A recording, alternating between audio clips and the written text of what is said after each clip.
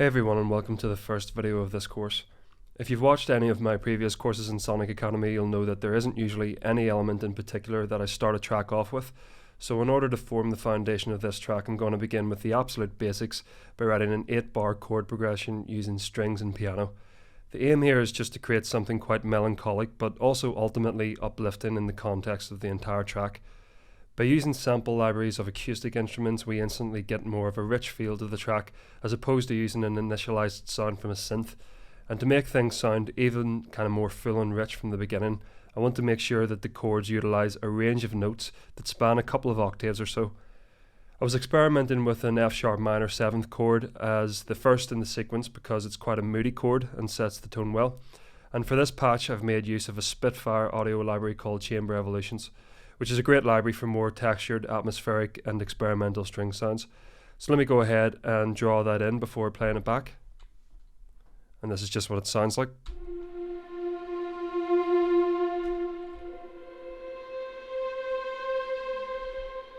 We're just going to open the piano roll. And down to the root note we'll have the F sharp.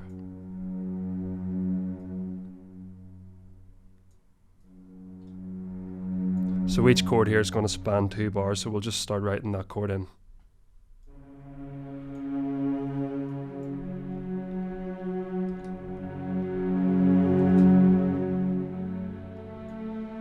So that A changes it into the minor.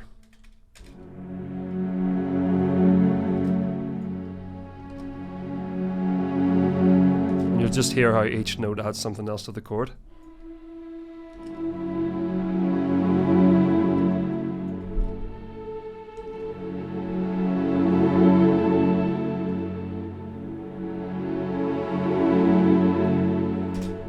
So next I want to contrast this first minor chord with a major chord, and something that works well here is an A add 9. So again, I'll draw that in and play it back so that you can hear the difference in the mood. One fits the kind of melancholic narrative whilst the other brings that uplifting feel to it.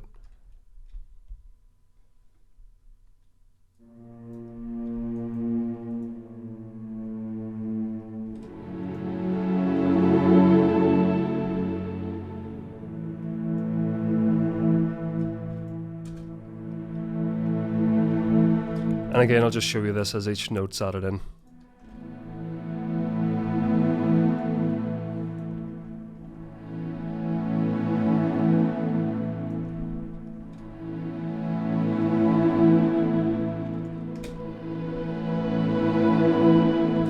So let's play them back.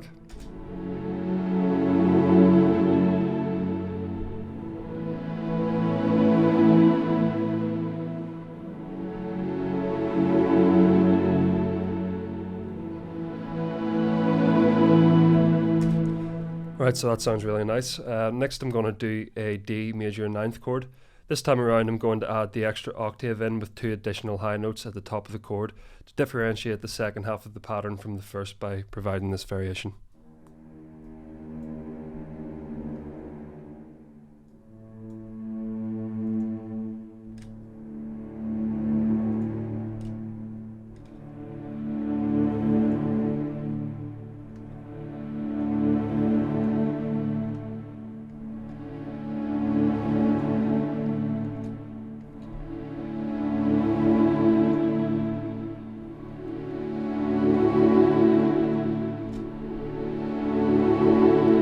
And we'll go up here and start adding those octaves in as well. So I'll use an A and also a C sharp.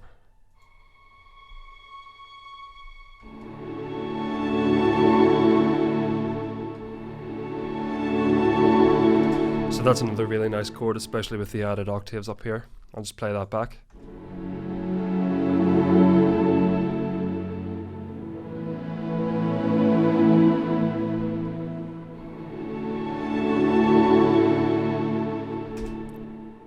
Now finally in the sequence I'm going to have a chord built around an A major 7th. This one will make use of the higher octaves also and some additional notes, just to blend in with the previous chord and to finish off the sequence with a more rich and grand sound.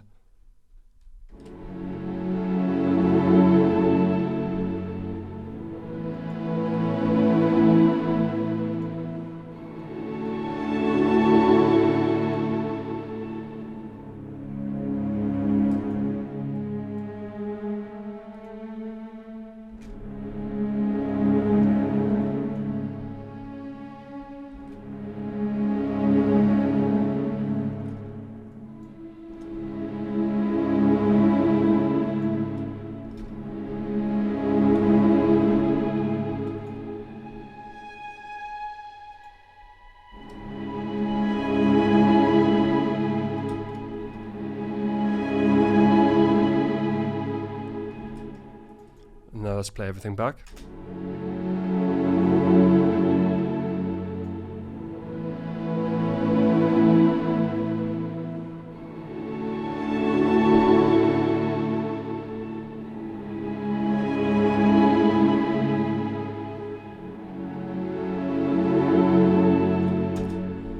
Alright, so while I'm here, I'm going to move over to the piano. We'll be using the same chord progression here, minus the higher octaves. So let's go ahead and paste the pattern in and remove those notes.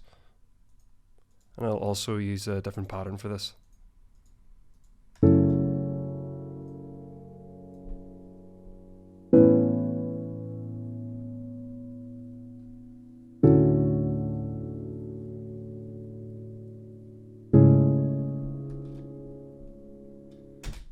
I'm going to show you a quick hack to make the piano instantly sound a bit more intricate and human if you don't wish to play the chords yourself.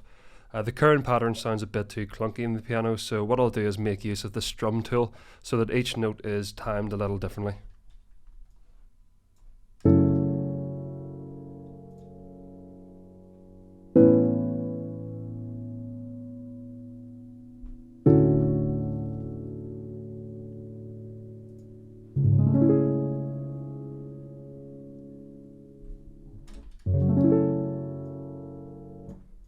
And I'll just adjust it so that the final note in the chords just kind of land on the first beat. Or sorry, the second beat.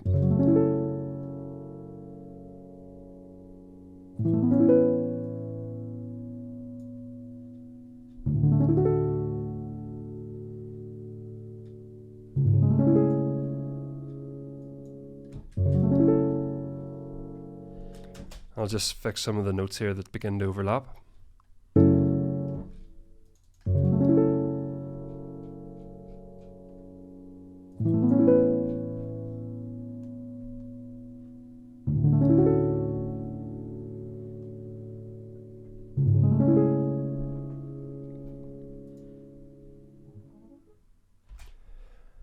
Alright, so that sets the basis and foundation for the song. From here on, we'll continue to build up the various elements and eventually stitch them all together towards the end in an arrangement section. Next up, I want to start looking at the bass, so I'll see you there in just a moment.